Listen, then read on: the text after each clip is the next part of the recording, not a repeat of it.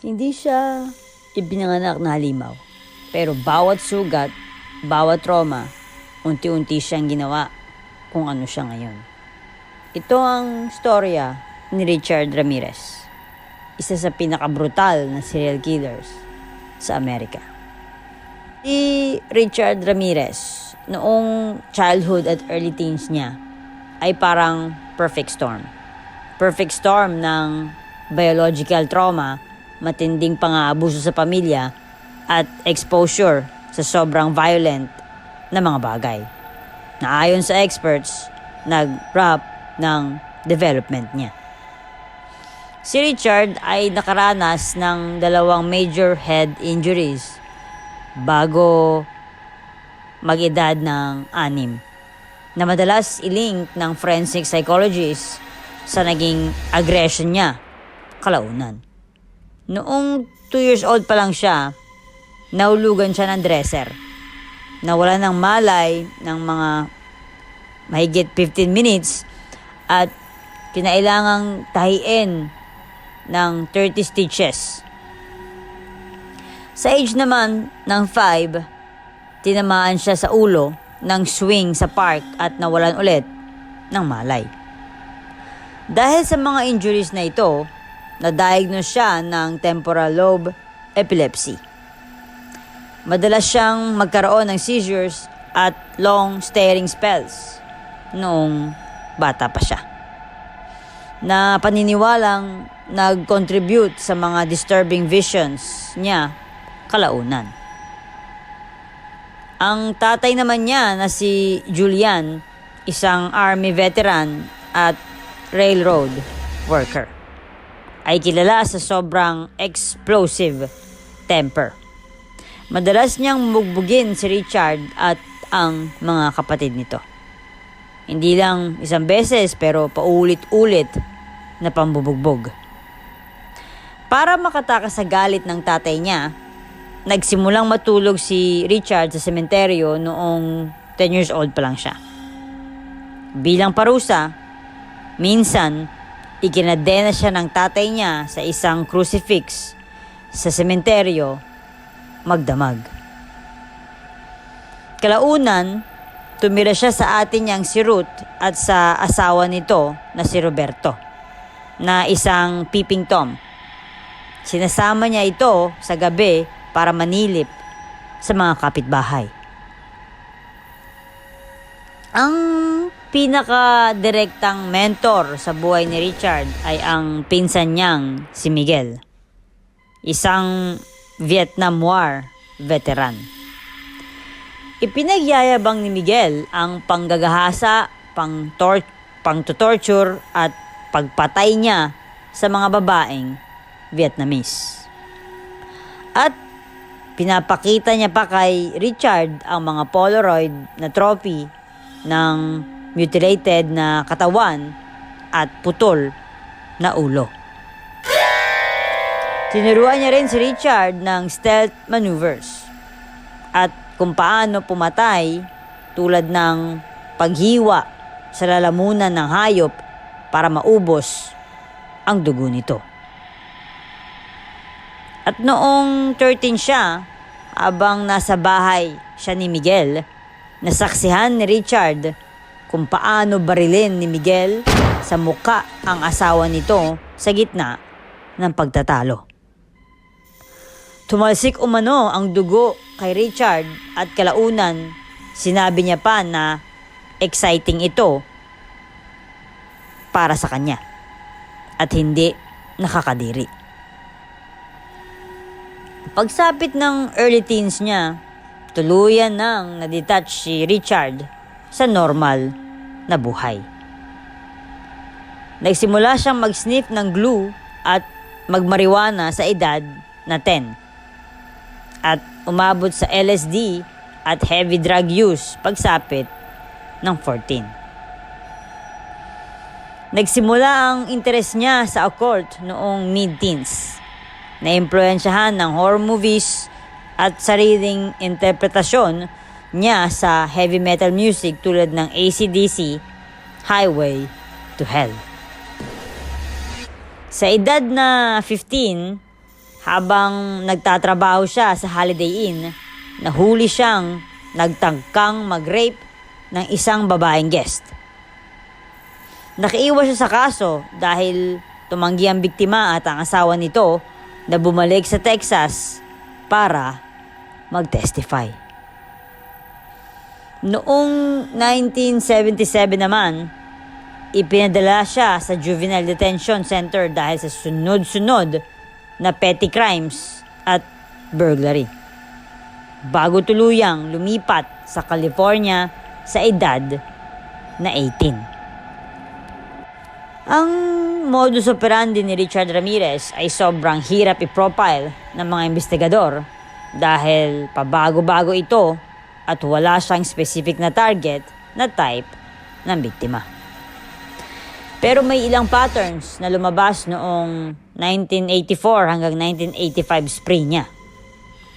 Madalas siyang umatake mula hating gabi hanggang madaling araw habang tulog ang mga biktima. Pumapasok siya sa mga bahay gamit ang unlock na pinto o bukas na bintana. Noong record-breaking heat wave ng 1985, maraming biktima ang nagbukas ng bintana para sa hangin na naging easy access para sa kanya. Madalas siyang naka-all black, may suot na members only style jacket at black baseball cap. Madalas yung AC/DC na cap. Kapag may maraming tao sa bahay, una niyang pinapatay ang lalaki. Karaniwan binabaril sa ulo para mas matagal niyang ma-brutalize at manakawan ang mga babaeng biktima. Hindi siya tulad ng ibang killers na iisang weapon lang. Gumagamit siya ng arsenal gaya ng 22 at 25 caliber na baril. Minsan kutsilyo, martilyo, tire iron, at kahit machete. Madalas niyang sabayan ang attacks ng pagnanakaw. Kumukuha ng alahas at pera para pondohan ang cocaine addiction niya. Kahit pabago-bago ang modus niya, consistent naman ang signature niya. Gumuguhit siya ng pentagram sa crime scenes gamit ang lipstick ng biktima o inuukit ito sa balat nila. Pinipilit niya din ang mga survivors na sumumpa kay Satanas o sabihing mahal nila ang demonyo habang ina-assault niya sila. Sa ilang pagkakataon, nananatili pa siya sa bahay pagkatapos ng krimen. Kumakain ng pagkain sa ref o hinahalughog ang gamit ng biktima para sa souvenirs tulad ng pagtanggal ng mata ng isang biktima at paglagay nito sa isang jewelry box. Na-link ng detectives ang mga krimen dahil sa iisang rare Avia sneaker print size 11 na nakita sa iba't ibang crime scenes. Pare-pareho ang description ng survivors. Bulok at manchadong ngipin niya at ang distinctive na gape ng ngiti na naging pangunahing feature sa police sketches. Ang paglilitis ni Richard Ramirez ay isa sa pinaka-sensational at pinaka-mahal sa kasaysayan ng California, na minarkahan ng lantaran niyang satanic displays at sunod-sunod na kakaibang delays. Nagsimula ang trial noong early 1989 at tumagal halos isang taon, na may testimonya mula sa 138 na witnesses. Madalas niyang i-disrupt ang proceedings sa pagsisigaw ng "Hail, Satan!" at pagpapakita ng pentagram na iginuhit niya sa palad niya.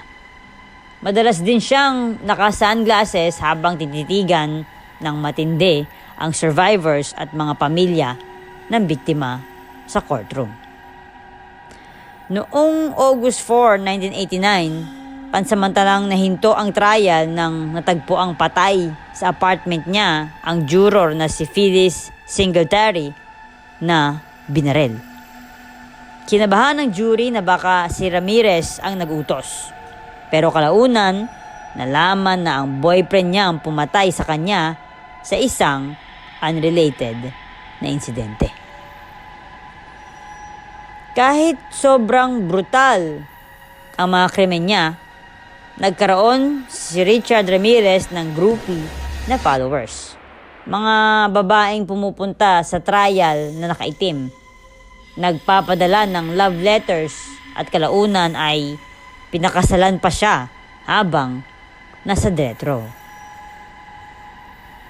Noong September 30, 1989, napatunayang guilty si Richard Ramirez sa lahat ng 43 counts laban sa kanya. 13 counts ng murder, 5 attempted murders, 11 sexual assaults at 14 burglaries. At noong November 7, 1989, opisyal siyang sinentensyahan ng kamatayan. Inilarawan ng judge ang mga ginawa niya bilang may cruelty at viciousness na lampas sa kayang intindihin ng tao. Habang tinanggap ang sentensya, nanatiling walang pagsisisi si Richard Ramirez at sinabi niya sa reporters ay, "Big deal. Death always went with the territory. See you in Disneyland." Sa huling monologue niya sa korte, sinabi niya siya ay beyond good and evil at nagbabala at sinabi, "I will avenge. Lucifer dwells within us all." Mahigit 20 years siyang nanatili sa death row sa St. Quentin State Prison. Pero hindi siya na-execute.